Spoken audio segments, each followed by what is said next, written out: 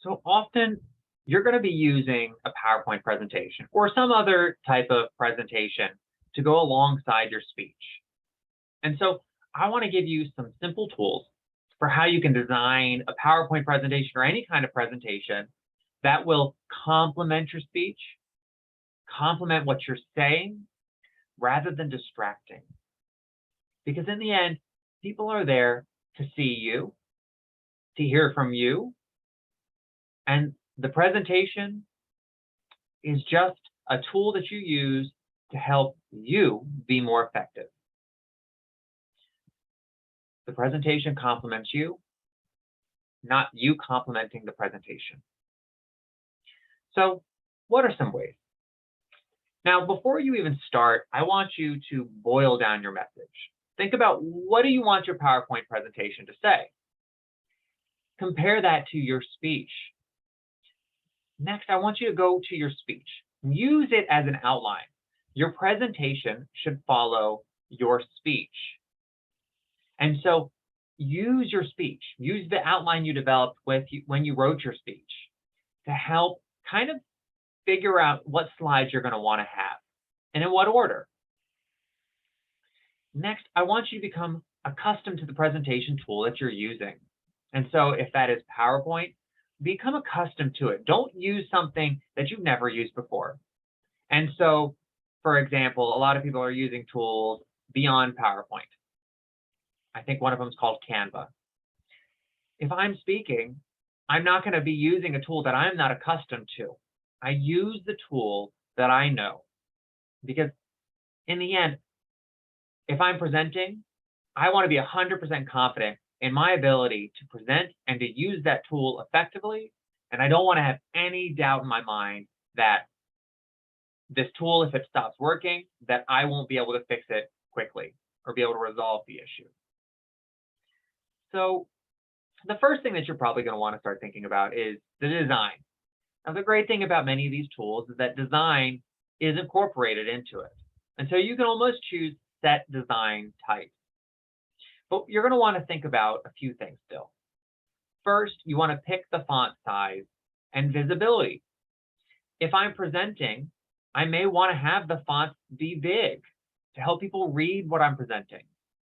If I know that I'm in a large space where people are going to be viewing it and it may not be a big presentation, let's say I'm presenting off of a small screen, I probably want to use a very large font size. But there can be too big. I don't want it to be too big. And so the best thing is just think about the space, think about what you want to have, and then use that as a guide on how big you want the font. But what you don't want on the other end of the spectrum is too small a font. And so if you see in this slide, you can see that it has an example of too big and too small. Often, if you don't have the right size font, it can be very distracting, and it could actually be harder for people to understand, because as you're speaking, they're trying to figure out if it's too small. They're going to be trying to figure out, what does that say? And then they may distract other people. What does that say? Next, you're going to want to think about sans serif versus serif. Sans serif, look at the word that I have here on this slide. Sans serif, this is an example. It is writing that lacks the little serif, the little flourishes. And so it's very simple letters. Whereas serif, if you see on the S here, or even on the R and all these other ones, you see it has a little bit of like flourishes, little accents, extra. That is serif. Now, often when you are presenting, you're going to want to use sans serif, because it's easier for people to read from a distance. Next, you want to think about contrasting colors. Will people be able to see what's on your slide if you choose colors that are too similar? I would say not. And so look at the example here on this slide. So that white text with the light background, it's really hard for me to understand that. And in fact, if you were speaking and I'm trying to read this, I'm going to be so focused on what does that say that I'm not paying attention to you speaking. And so make sure that you're conscious of the contrast of colors in your pictures and your words. Also think about colors that people can see. So individuals that have different kind of visibility, they're colorblind, that red-green may not be even good. This slide may not be a good one because if somebody's red-green colorblind, they may struggle to understand what I'm trying to communicate. You can also use backgrounds behind words or use a black outline. So if you're going to have white text, use a dark outline around it in the settings, and that will help people be able to read. Next, think about the images. When you get your images, there's two things to worry about. One, are they high quality? You don't want to just go on to Google, find the first images that you see, copy it, paste it, because it may not be a very good quality, and that could be distracting. The next thing is try to find images that are copyright free. You can find some, one of the websites that I use is Pexels, and you go there and you search an image, and you can find a whole plethora of images that are completely free for you to use. You don't want to be using an image and take it from somebody else when that is their property. So this is just something to keep in mind. Next, bullet points are a really great tool for presentation. It boils down what you're saying. You want the bullet point to be short, so use bulleted statements to support what you are saying. You don't want it to be the opposite way around. I sometimes see people where they use bulleted statements, and the bulleted statement is like a paragraph and a half, and they're really only speaking a sentence. Because what the participant is doing is they're reading through the whole statement rather than listening to the person speaking. Keep your bulleted statements short, about 5 to 6 words, maybe under 10 if it's a longer statement. Bulleted statements don't have to be full sentences, so you don't need to follow proper sentence structure. It's just like a resume. You don't have to have a period at the end because most likely a bulleted statement is just a boiled down, fragmented sentence that doesn't need all the flourishes of a period. Next, try to be cautious of animation. What that means is when your slide shows up, does it slide across the screen? Does every time you click a little and the words pop up? Often I see these, and I know they're for dramatic effect, but it can be distracting and harder for people to read. Next, embrace empty space. Now, this slide is a great example. There is lots of empty space. This is good because it allows people to be able to understand what your slide is saying. They're not trying to travel across the slide, figuring out what does this say? What does that say? Is that another image? What's this image? Simple. Empty space is good. Simplicity is great. Next, limit the number of accent images. My rule of thumb is about 1, maybe 2 images per slide. My usual go-to is an image that I have for every slide, such as like the one that says public speaking to show what this is for. And then 1 key image that just adds value. It just beautifies your presentation. And then finally, keep the number of bullets to minimum. I would say no more than 6. This slide is a great example because it shows you how to be simple and not to do too many bullets. If you need more than 6 slides, have another. If you need more than 6 bullets, have another slide where you continue. And so I would copy this format, put it on another slide, and then have additional bulleted points. Next, I want you to know graphs are amazing. Charts are amazing, but use simple charts, simple tables, and simple graphs to help explain your points. So here is a graph to show favorite ice cream flavors. You as a listener see this. Because it's simple, you can look at it, and within a few seconds, you understand what it is, you understand what I'm saying, and then your attention goes back to me as the speaker. So this is a really great tool. What you don't want for your charts, your tables, your graphs, and this is sometimes if you're presenting research data, you don't want it to be overwhelming, because just like long bulleted statements, the participants are going to be so fixed on trying to absorb everything that is on your slide that they stop listening to you. So almost as if the tail is wagging the dog, the presentation then becomes the focus rather than the speaker. Humor is great. Everybody loves to laugh. When used right in a presentation, humor is an amazing tool. It pulls people back in, it gets their attention, it gets them to like you as a presenter. But know that it needs to be done in moderation. If you're a funny person, just know it's like that Spider-Man quote, like with great power comes great responsibility. I often see people speaking at events and they're funny and I think it's hysterical and I love it, but often that laugh can carry over and become a distraction. Like if I say a joke right now, which I don't have any jokes for you, I'm sorry. If I give you a really funny joke, that may pull your attention back in, but if it's so funny that it's a distraction that you're laughing at it longer than when I, as the presenter, want you to laugh because I'm trying to get on with this presentation, it is then officially a distraction. So just know humor is great, but just realize how that can also become a distraction if done too much or if that joke is too powerful. Now, before you present, last thing that you want to do is time your slides, time your presentation. You need to know how long each slide is going to take you. My rule of thumb, and this is based on me, I've learned that each slide is a few minutes, about 2, maybe 3 minutes. And so for me, usually when I give presentations, I use that as a guide. I want to be sure that I'm respectful of my participants' time. And so if I know that I usually take longer on slides, then I'm probably going to want to cut down on the amount of slides. Don't overwhelm your participants with too many slides because it's going to become a distraction because you are then going to be saying, oh my gosh, I have so many more slides. So now I'm going to, instead of going through them, I'm just going to speed up and try to get through everything. And then that is going to leave your participants confused with what you're saying. It may not align with your speaking, and it's going to become a problem. Next, check for typos or grammatical mistakes. If you have a typo or grammatical mistake on your presentation, that's going to be like as if somebody has broccoli or lettuce in their teeth.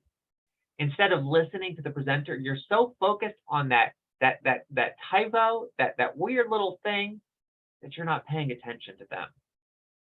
And finally, check for visibility and contrast and also consistency. A good way to check visibility and contrast is maybe see if you can use the space beforehand. I often find that the visibility on my monitor is very different than the visibility on a PowerPoint when it is presented through a projector. And then finally, consistency.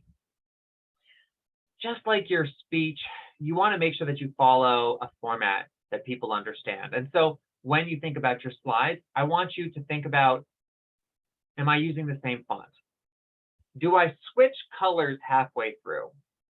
Do I switch format? Because this can be a distraction because people halfway through will be like, wait, what? Something just shifted. And even subconsciously, they may not realize what it is, but that subconscious wondering is a distraction and it's pulling their attention away from you as the speaker. So when you present, now I want you to think about, you've done all this work with the PowerPoint presentation. Most likely you have your speech written out. You've done all of the work on your speech. You have it broken apart. Now you're going to present. How do you present? In front of a room with a presentation. Let me show you.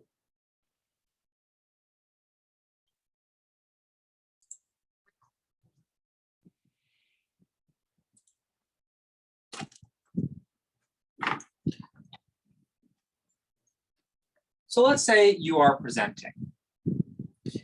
So here we have my presentation of dogs versus cats. So I run around my office and I ask people, which do you prefer, dogs or cats? I found 3 out of 5 people actually preferred dogs. And I thought that was really exciting. And so I wanted to share that with you. And so as I'm talking, I am keeping your attention on me. I'm gesturing when I need to. But at the end of the day, I am the speaker. This is just my presentation. You were able to look at it, quickly summarize my findings. I have a simple graph, simple bullets, and your attention went back to me.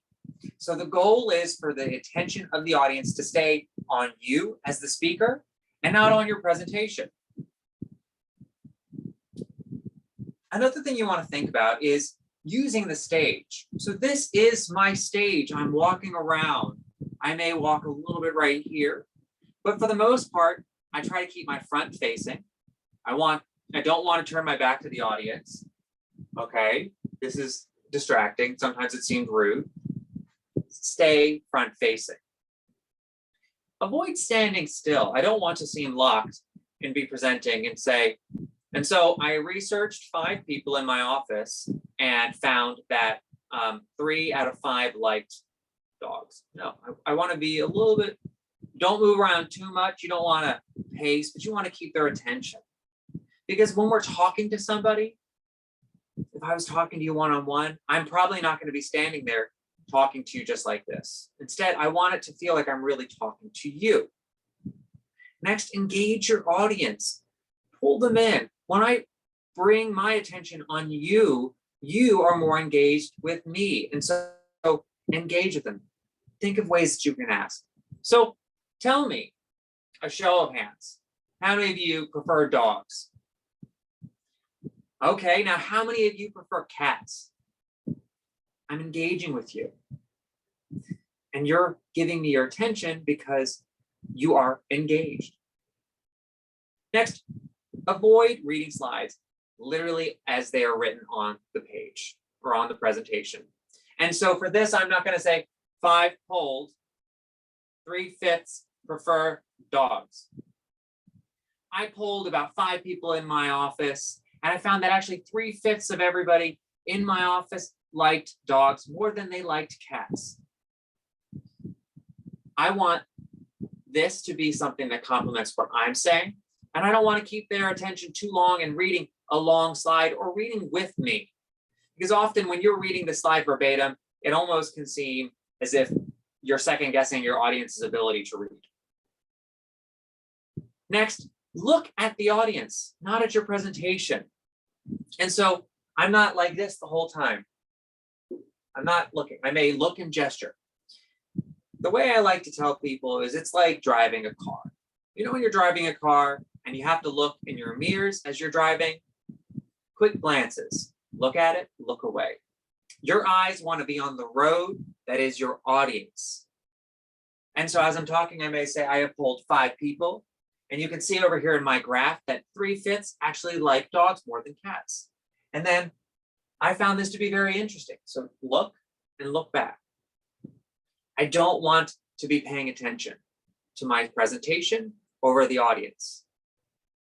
You see, your attention actually can be distracting. So let me ask you a question. Have you ever been standing there talking to somebody, and as they're talking, they look away and they look at something? What do? You look away. You see what they're looking at. And so if I'm constantly looking at this, they're going to be looking at that and not at me. I'm pulling their attention and even just slingshotting it. I'm making this a distraction because my attention's on this.